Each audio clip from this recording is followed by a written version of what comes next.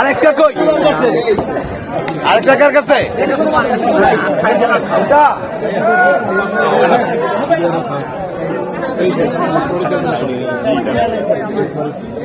ফোটা আরেকটা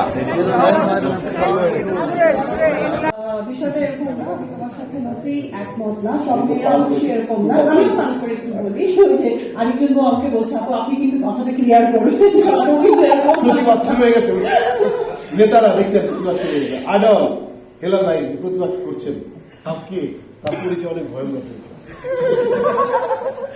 ভয়ঙ্কর কিছু না, আসলে মেয়েরা চায় সবকিছু সুন্দর করে সংসারটা গুছিয়ে রাখতে, হয়তো বা ছেলেরা একটুখানি অগোছালো, অবশ্যই তারা কষ্ট করে রোজগার করে ঘরে টাকা নিয়ে আসে, মেয়েরা কিন্তু সেটা মানে প্রপার ওয়েতে ব্যালেন্স করে। যে এই ব্যালেন্সিংটা যদি না থাকে ছেলেরা কিন্তু যেখানে সেখানে গিয়ে নষ্ট হয়ে যাবে, ঘর সংসার এখন ধ্বংস হয়ে যাবে, বুঝতে পেরেছো? তো এটা অনেক ইম্পর্টেন্ট, ব্যালেন্সিংটা মেয়েরা আসলে ব্যালেন্স করে, অবশ্যই ভালো খারাপ দুই দিকেই আছে। আমি ভাবছি হয়ে গেছি কোনো জানলে ভাবছি প্রিয় গুলো স্যার আপনি যে বসে আছেন ম্যাডাম তো সবার আগে ওই হেরলদার কথা বলে না, ওরা হাত দিয়েছে হেরলদা হাত তৈরি করছে। এই হলো নারীদের আরেকটা কথা বলতে চাই, এটা বললাম। আর রাজাও দিকে বলতে চাই, জন্টু ভাই দেশের রাজা, উনি এলান করে দিলেন যে আমার দেশে সবার নির্যাতিত, সেনাপতি নির্যাতিত, আমি নির্যাতিত নারী দ্বারা একটি মানুষ কি নাই যে নারী দিকে ভয় পায় না। পরবর্তী বলে হুজুর এলান করে দেন, উনি এলান করে দিলেন আমি অর্ধেক সম্পত্তি দিব যদি আমার রাজ্যে কে নারী দিকে ভয় পায় না, যদি কাউকে পায়, বা অনেকে পরে সম্পত্তি ভাগ করে দেবো।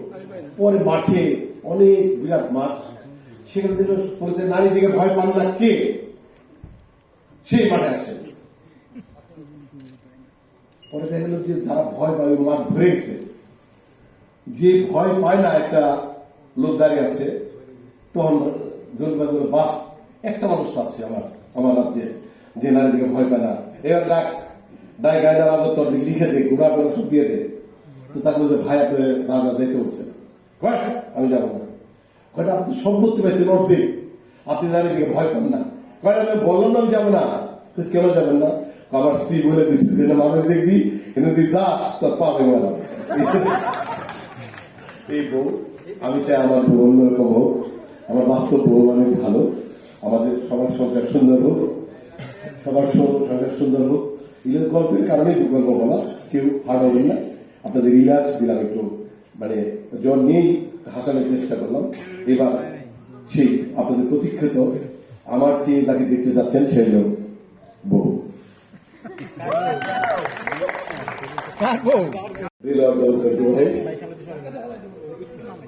যার নামেই সে নিজে একটা ইন্ডাস্ট্রিজ।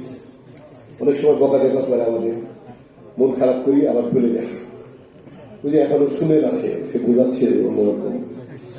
আমাদের মাঝে আছেন হাসান রাজা, হিলাল ভাই।